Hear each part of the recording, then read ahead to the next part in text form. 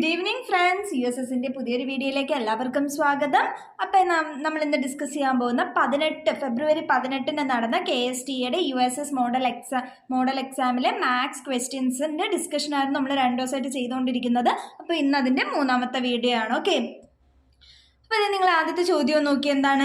ഒരു ത്രികോണത്തിന്റെ വശങ്ങളുടെ അളവുകളെല്ലാം എണ്ണൽ സംഖ്യകളാണ്. അവ 12 സെന്റിമീറ്റർ, 10 സെന്റിമീറ്റർ, x സെന്റിമീറ്റർ ആയാൽ എക്സിന് നൽകാവുന്ന ഏറ്റവും ചെറിയ വില എന്ത് എന്നാണ് ചോദ്യം.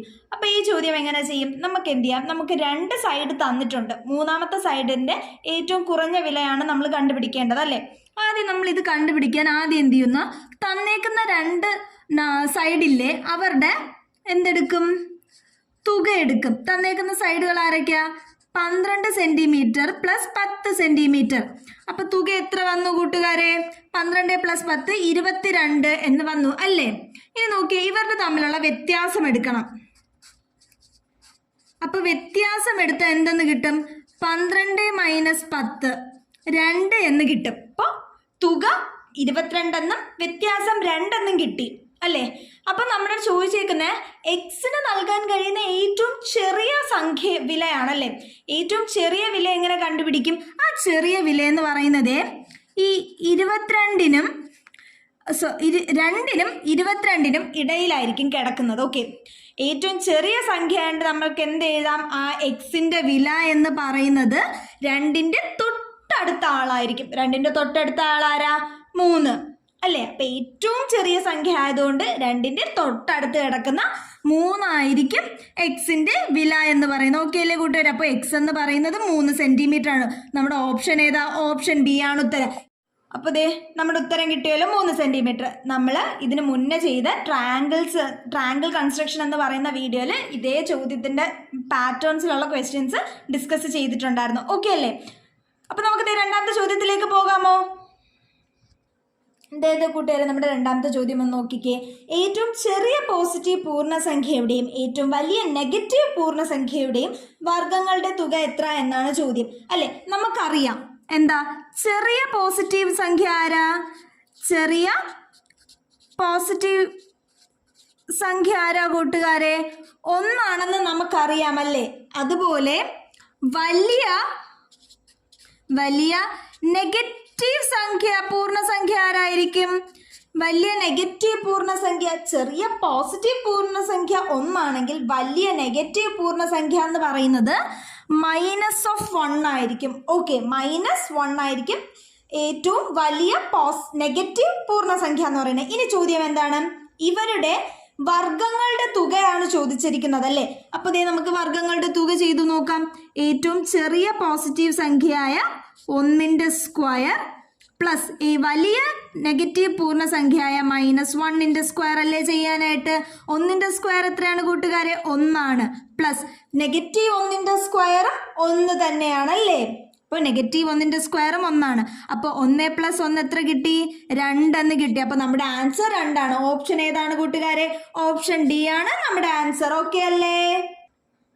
കൂട്ടുകാരെ, അപ്പൊ 3ാമത്തെ ചോദ്യം നിങ്ങൾ നോക്കി, എന്താണ്? √2⁴ × 3⁻6 × 4⁸8 എന്ന സംഖ്യയ്ക്ക് എത്ര ഘടകങ്ങളുണ്ട് എന്നാണ് നമ്മുടെ ചോദ്യം. അപ്പൊ തന്നേക്കുന്ന സംഖ്യ ഒന്ന് ശ്രദ്ധിച്ചൊന്ന് നോക്കിയതേ. ഒന്നുകൂടെ ഞാനിവിടെ എഴുതുവാണേ. 2⁴ × 3⁻6 × 4⁸8 ആണ്. ഞാൻ റൂട്ടിന് പുറത്തോട്ട് എടുക്കാൻ പോവും.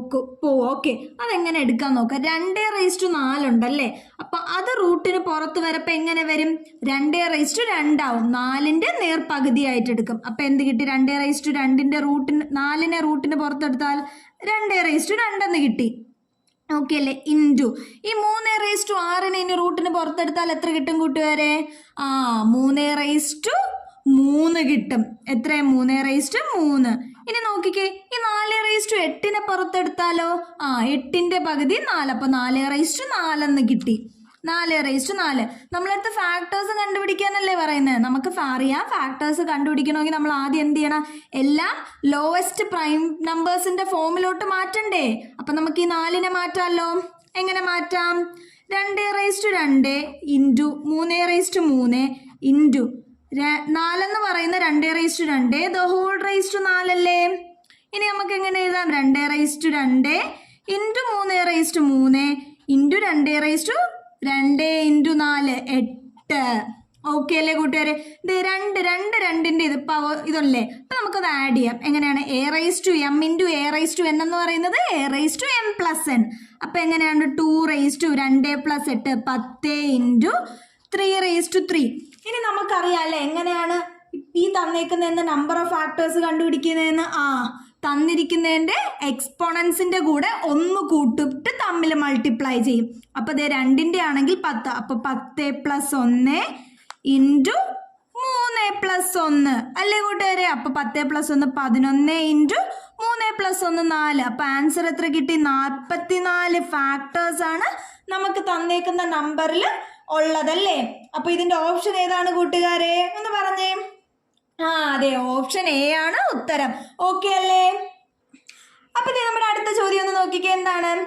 3x എന്ന് പറയുന്നത് 65 61 ആയാൽ 3x-5 എത്ര എന്നാണ് ചോദ്യം. ഓക്കെ, അപ്പൊ അതെ എന്താ തന്നിരിക്കുന്നത്? 3x എന്ന് പറയുന്നത് 65 61 ആണ് അല്ലേ. അപ്പൊ നമുക്ക് ഈ 65 61നെ 3ന്റെ ഫാക്ടേഴ്സിലോട്ട് മാറ്റാണെന്ന് നോക്കാം.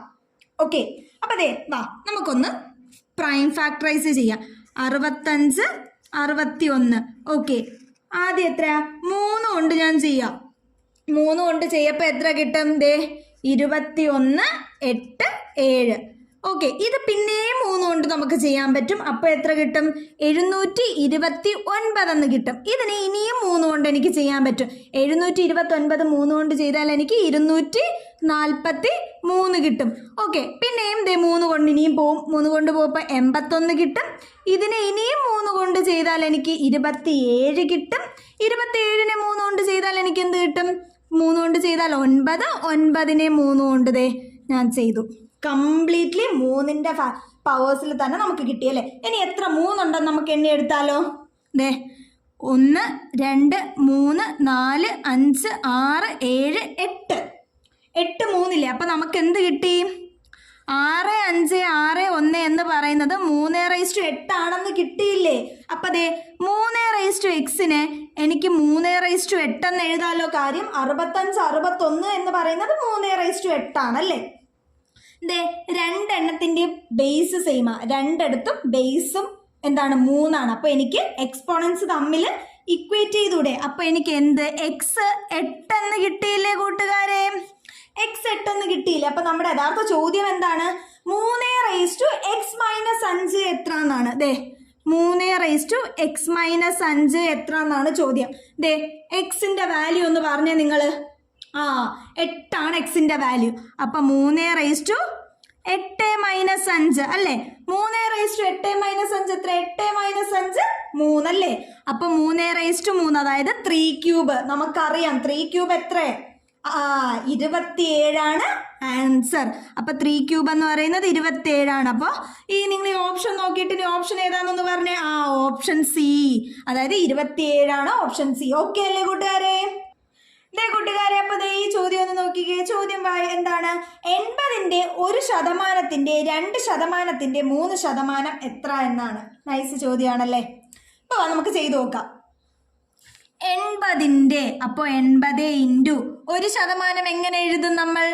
1/100 ഇൻറ്റു 2% എങ്ങനെ എഴുതും? 2/100 ഇൻറ്റു 3%മോ? 3/100. ഇപ്പൊ ശതമാനത്തിൽ എഴുതാൻ നമ്മൾ ആ സംഖ്യ /100 ചേർത്താണല്ലേ എഴുതുന്നത്. അപ്പൊ നമുക്കിനി ക്യാൻസൽ ചെയ്യാം. സിംപ്ലിഫൈ ചെയ്ത് നോക്കാം. ഈ ഒരു 0 ഈ ഒരു 0 ഞാൻ വെട്ടി. 8 2 കൊണ്ട് വെട്ടിയപ്പോൾ 4 വട്ടം 5.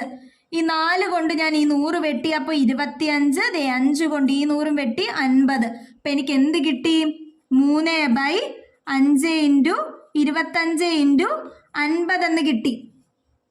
5 ഇൻറ്റു 25 125 ആണെന്നറിയാം. ഇൻറ്റു 5 625 അല്ലേ. അപ്പം എനിക്കിത് പിന്നെ എഴുതപ്പോൾ എങ്ങനെ കിട്ടും? 3/625. പിന്നെ ഒരു 0 ഇല്ലേ 50ൻ്റെ. അപ്പം 6250 എന്ന് കിട്ടി. ഇതിനെ ഇനി എങ്ങനെ നമുക്ക് എന്താണ് ആൻസർ ഡെസിമൽ ഫോമിലാണ് ഓപ്ഷനിൽ. എങ്ങനെ നമുക്കിനി ഇത് സിംപ്ലിഫൈ ചെയ്ത് എടുക്കാൻ പറ്റുമോ നോക്കാം. നമുക്കറിയാം എന്താണ് 625-ന്റെ കൂടെ 16 കൊണ്ട് ഗുണിക്കുമ്പോൾ നമുക്ക് എന്ത് കിട്ടും? 10,000 കിട്ടും അല്ലേ? ദേ 625-ന്റെ കൂടെ 16 കൊണ്ട് ഗുണിച്ചാൽ നമുക്ക് 10,000 കിട്ടും അല്ലേ?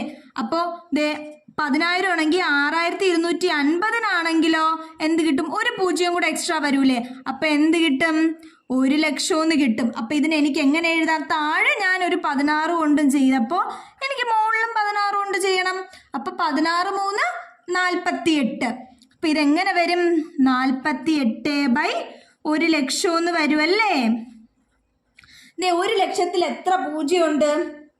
5 0 ഉണ്ട്. അപ്പോൾ നമ്മൾ ഫൈനൽ ആൻസർ ചെയ്തപ്പോൾ നമ്മുടെ ഉത്തരത്തിൽ എത്ര ഡെസിമൽ പോയിന്റ് മാറ്റിയിടണം? 5 ഡെസിമൽ പോയിന്റ് മാറ്റിയിടണം വേണ്ടേ? നമുക്ക് ഇട്ട് നോക്കാം. 0.000 3ആയില്ലേ? അപ്പോൾ 48. നമ്മുടെ ആൻസർ നോക്കിക്കേ, 0.0048. ഇതിൽ ഓപ്ഷൻ എ ഏതാണ് കൂട്ടുകാരെ നമ്മുടെ ആൻസർ വരുന്നത്? ഓപ്ഷൻ എ ആണ്. ഓക്കെ അല്ലേ? അപ്പോൾ ഇങ്ങനെയുള്ളൊരു ചോദ്യം വരപ്പോൾ നമ്മുടെ എന്താണ് ഡിവിഷൻ സിംപ്ലിഫൈ ചെയ്യാനായിട്ട് ഡിനോമിനേറ്ററിൽ 1000 അല്ലെങ്കിൽ സീറോസ് ആക്കിയിട്ട് ചെയ്യുന്നതായിരിക്കും ഏറ്റവും എളുപ്പം. അപ്പം എന്ത് ചെയ്യുക, നമ്മൾ ആ മെത്തേഡ് തന്നെ മാക്സിമം ഫോളോ ചെയ്യാൻ ശ്രമിക്കുക. ഓക്കെ അല്ലേ കൂട്ടുകാരെ? അപ്പോൾ നമ്മൾ ഇന്നും മുന്നത്തെ ദിവസങ്ങളിലെ പോലെ കുറച്ച് ക്വസ്റ്റ്യൻസ് ഡിസ്കസ് ചെയ്തു. അപ്പോൾ ഇതിൻ്റെ ഒരു വീഡിയോ കൂടെ കാണും. അതോടെ നമ്മൾ ഈ മാത്സിൻ്റെ ഏരിയ കംപ്ലീറ്റ് ആയിട്ട് കവർ ചെയ്യുന്നതായിരിക്കും. അപ്പോൾ നിങ്ങൾ എന്ത് ചെയ്യുക, എല്ലാ പ്രാവശ്യം പറയുന്നത് തന്നെയാണ് പറയാനുള്ളത്, ചോദ്യം ചെയ്ത് പഠിച്ചിട്ട് പോകുക. ഓക്കെ, ഇതിന് മുന്നത്തെ വീഡിയോസൊക്കെ ഒന്ന് കണ്ടു നോക്കണേ കേട്ടോ. കാര്യം അതേ പാറ്റേൺസിലുള്ള ക്വസ്റ്റ്യൻസ് ഒക്കെ ഒത്തിരി ഇതിൽ വന്നിട്ടുണ്ട്. ഓക്കെ അല്ലേ കൂട്ടുകാരെ? അപ്പം നമുക്ക് എന്ത് ചെയ്യാം, അടുത്ത വീഡിയോയിൽ നാളെ കാണാം. Tata, bye bye.